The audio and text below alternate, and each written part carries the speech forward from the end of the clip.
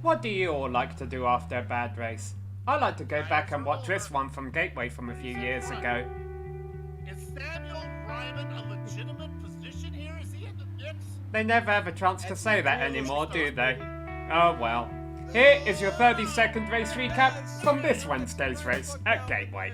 Worldwide Technology Raceway, more often referred to as Gateway, played host to round number 7 of a 2021 Lionheart IndyCar Series Wednesday night.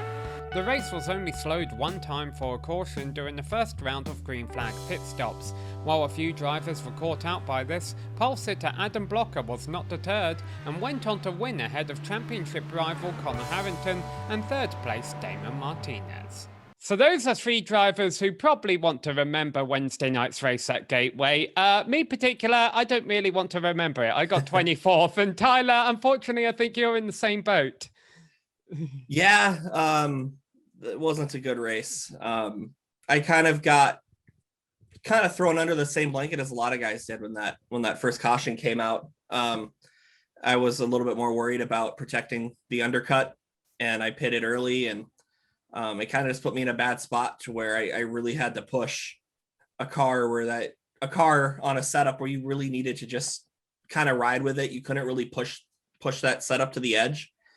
And I ended up making a mistake, and I slapped the wall, and then I was down 10 mile an hour down the straightaway. So I was just kind of riding. Yeah, so I was in the same boat. I was kind of hoping that there wouldn't be a caution during the first round of stops, but oh well, win some, lose some. But Tyler Graaf here to talk to us.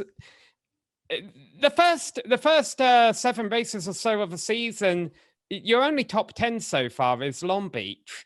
So what's going on here? Because you're normally up there running in the top 10. You've just had a little bit of bad luck. Yeah, my results definitely don't show how well I've been running. I've done a lot of work in the off season, and I've done a lot of work with the team. Jason Galvin specifically has helped me tremendously on the ovals.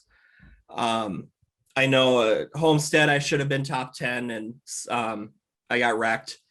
Long Beach, I kind of just decided it was more of a hang on kind of a race. I felt like I had top 6-ish speed there, but I didn't want to put in all that practice and go out pushing it. So I figured I'll just kind of take the safe result there. And then like tracks like Kentucky and I forget what other ovals we've been to this year. In Phoenix. I've had pace. I've had top 10 pace. Kentucky, I should have been on the podium. It's just things haven't worked out. Just a lot of bad luck.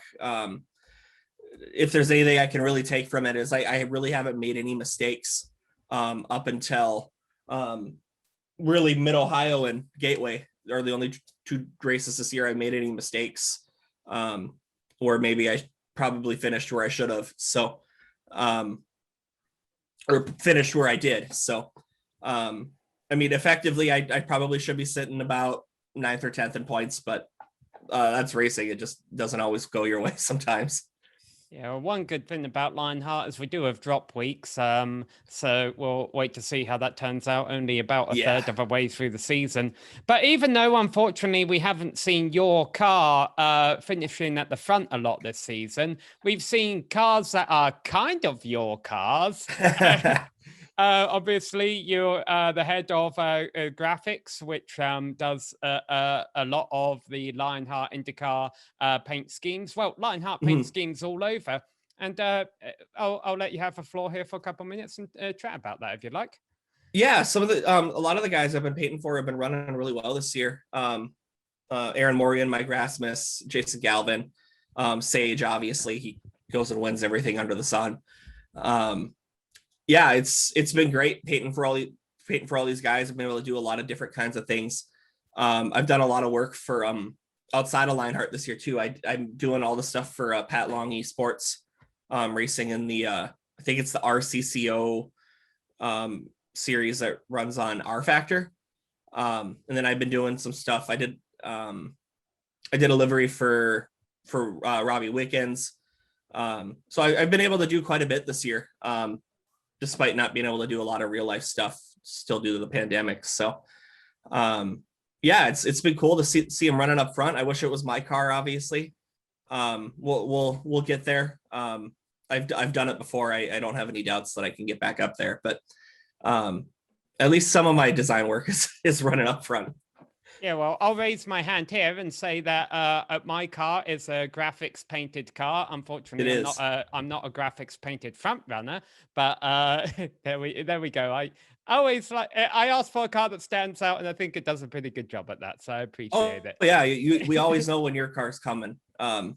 It's Or, really or bright. when you're catching my car, yeah.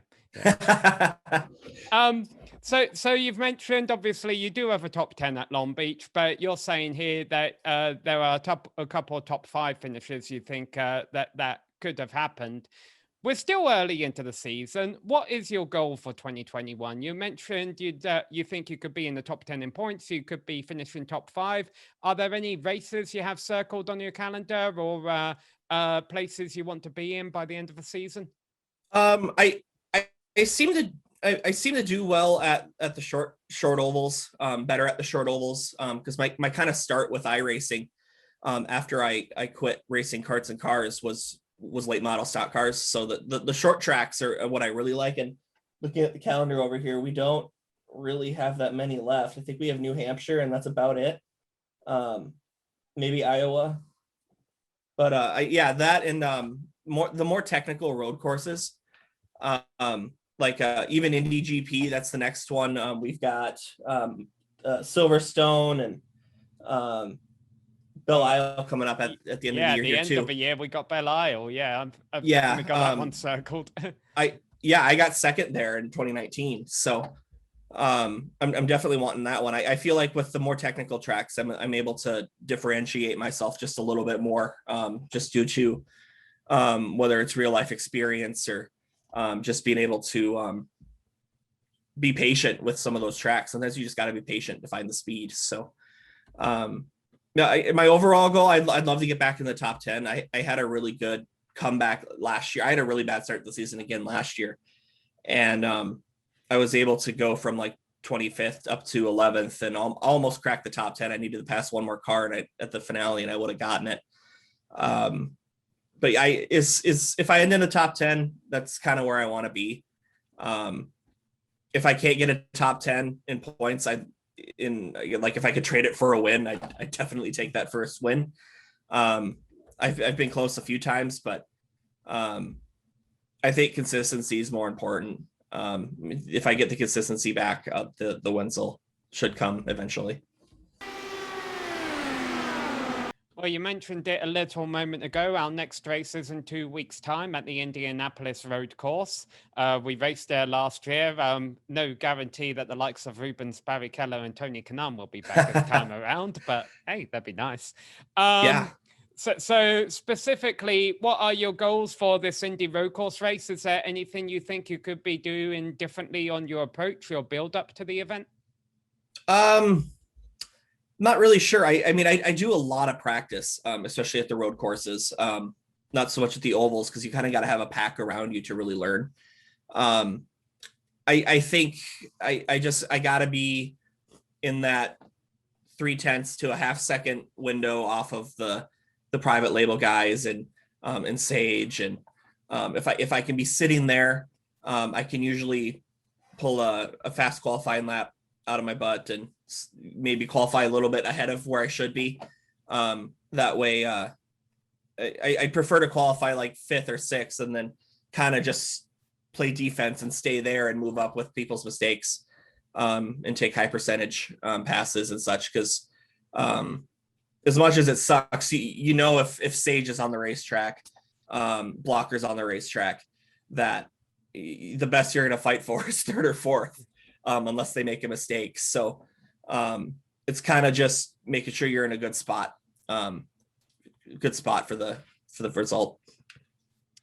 Well, we got that race coming up in 2 weeks' time, and then of course the Indianapolis Oval, which we all want to do well at, by the end of a month. So I wish you the best of luck there, Tyler. Thank you. I passed you in the closing laps at the end of a race, and I was thinking, that this conversation may be happening, and I'm like, God darn it, because I know you've been having a bad season, but you got to lose one sometimes before you win one. So hopefully you're just getting all the bad luck out the way early. Yeah, and I've had worse seasons. I've had karting seasons where just it seemed like nothing would go right, mechanical stuff, and